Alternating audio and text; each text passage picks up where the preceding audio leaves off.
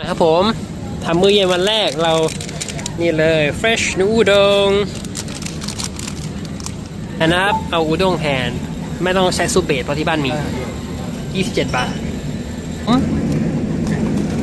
2 อัน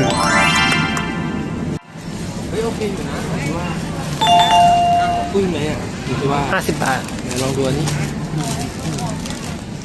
ยิ้มเลยแต่จังหวะ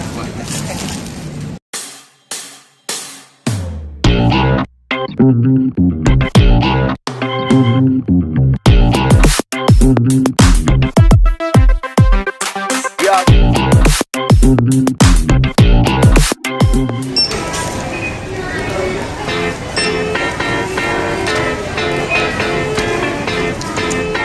ี๋ยวบล็อกก่อน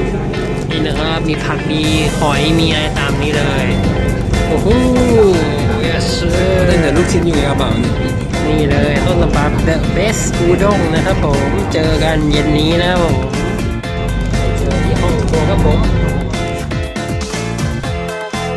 นะครับท่านผู้ชมครับผมตอนนี้เราก็เตรียมตัวที่จะกลับไปทำอาหารแล้วนะครับ